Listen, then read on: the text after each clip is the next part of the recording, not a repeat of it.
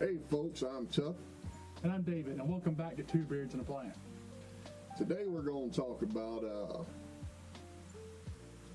midlife health, the proverbial crisis, cardio endurance, and what we're doing to try to better ourselves to stay on top of these things. Personally, all I need is a Corvette and a 22-year-old, and I think that would motivate me to get back in the gym. But I think getting back in the gym would probably help me get to both of those. Yeah, and one of the reasons we're filming this, is we're both getting older, and a lot of our, not a lot, but some of our friends have had, health issues that have come from stress, daily life, and age. And we haven't exactly been the best stewards to our own bodies. Ain't that a fact? I've got a vice that it's not really what I define as a true vice.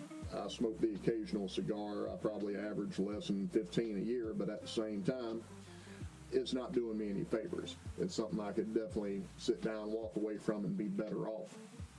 I like the occasional bourbon, but again, I don't overindulge. Life's about moderation, exercise included. You don't want to go outside and give yourself a heat stroke, but we do need to motivate ourselves to become more healthy people, because we do a lot of survival stuff, a lot of reviews and things, and equipment and all that jazz is good.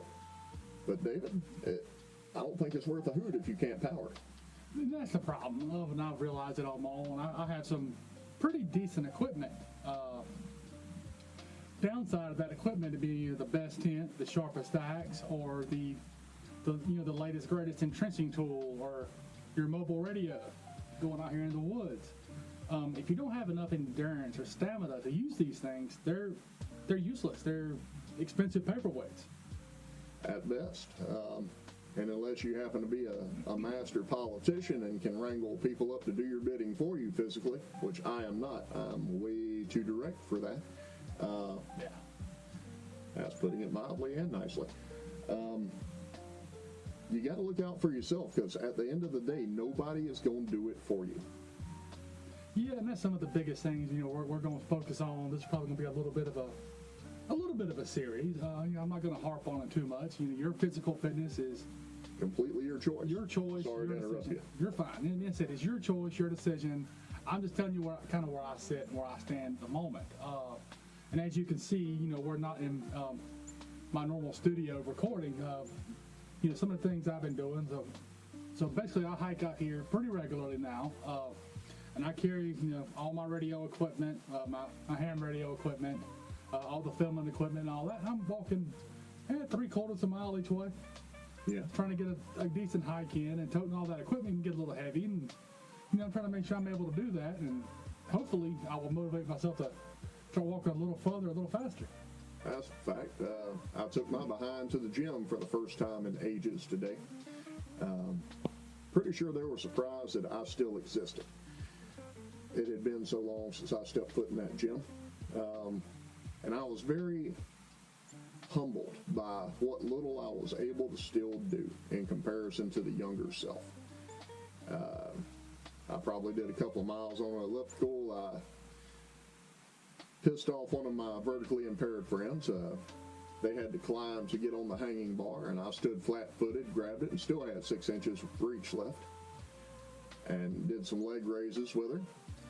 And Russian twist for the abs. And that was not nearly as easy as it used to be. So my goal is to start trying to be there more often and develop myself to keep up better. Yeah, and my main goal is here, like I said, because I've learned I have pretty decent strength, but now, since I don't use it as often as I should, is in very short bursts. And once I'm done, I'm done. So my big goal here is going to be to get my core strength back up and get just a acceptable amount of endurance or stamina. Stamina is important, especially if I want to hit that midlife crisis with a Corvette and a 22-year-old. Yeah, I could probably have both of those for about 3 months before Dad or the bank takes them back from me. Ain't that a fact? But having them's the key. That is not what the bank said to me. Well, the bank and I have different goals. They're trying to make money off me, and I'm trying to enjoy me. Yeah. So On that note, at the end of the day, if I do croak by either one, the Corvette or the 22-year-old, I died happy, and life insurance should take care of the rest, hands down. well, at this point, I'm, with the kid, and I've actually drove a Corvette, and they ride awful. I don't think at this point in my life I want a 22-year-old or a Corvette. I'm actually, so any single ladies out there, if you can scratch cook biscuits and really throw down some comfort food and have a comfortable riding car, I'm your guy. Mild toast, here's to fitness. Yeah, here's to doing better in 2026. We all need to do a little better, and we talked about it earlier about the screen time thing. I'm trying to do a lot better and limit myself to that, instead of getting on TikTok or YouTube Shorts and scrolling for hours on end.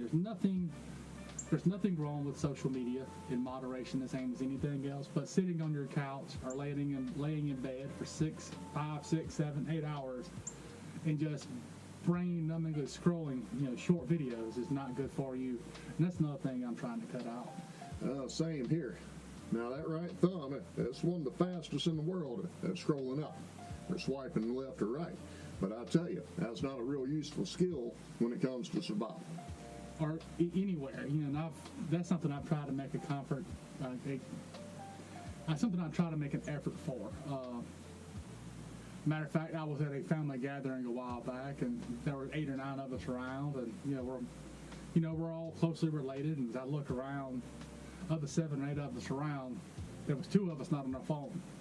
The other people were sitting around each other, looking at each other, look at their phones, and that just drove me mad. So at this point, I try to consciously make the effort to, when I'm around people or around friends or family, is to be present in the moment and not staring at my phone or my laptop or my tablet.